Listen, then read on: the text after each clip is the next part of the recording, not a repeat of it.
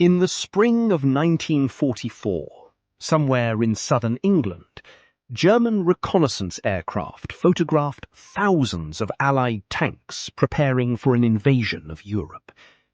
There were entire armoured divisions, massive supply depots, long columns of military trucks, thousands of troops.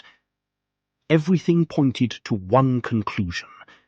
The Allies were preparing to invade France through the Pas de Calais, the narrowest point between England and the continent. The photographs were clear.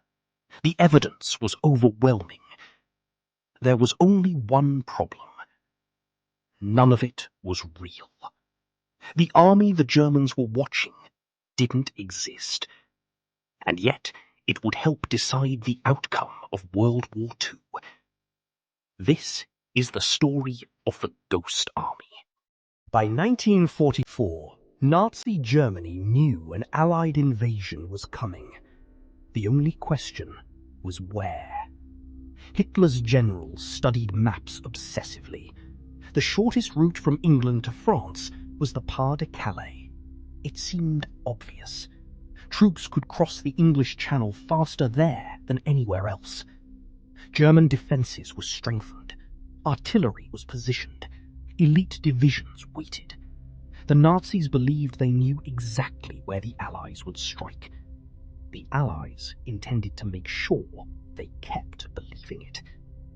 A secret operation began. Its name was Operation Fortitude. The goal was simple: convince Hitler that the main invasion would land somewhere it never would. To achieve that, the Allies created something extraordinary: an entire fake army. Not a battalion, not a division, an army. It was called the First United States Army Group. Its commander was General George Patton, one of the most feared military leaders in the world. That detail mattered. The Germans respected Patton. Many believed he would lead the invasion. If Patton was waiting near Calais, surely that must be where the attack would come. The deception had begun. Soon, empty fields across England started transforming. Military camps appeared almost overnight. From the sky, they looked authentic. Rows of tanks sat waiting. Artillery batteries lined the countryside. Transport vehicles stretched for miles. But if someone walked up to one of those tanks, they would discover something strange. It wasn't steel. It was rubber.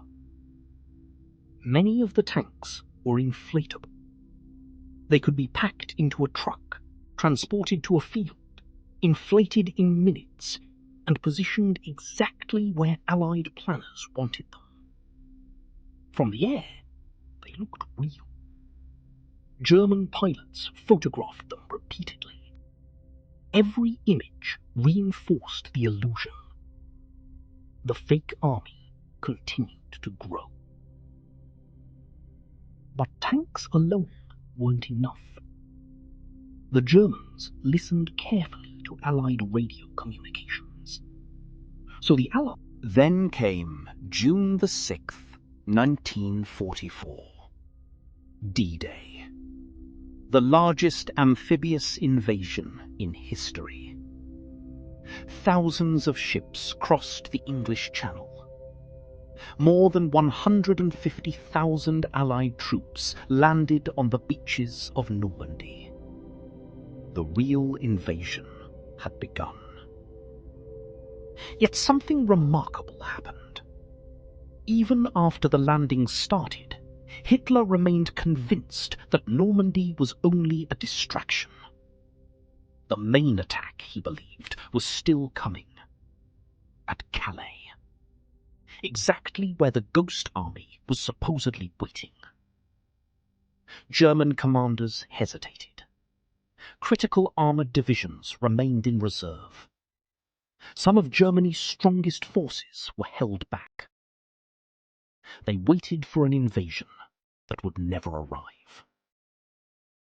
For days, Then weeks, the deception continued. Fake radio traffic remained active. Double agents maintained the story. Inflatable tanks stayed in place. Every piece of evidence pointed toward Calais. Hitler refused to move major forces away from the area.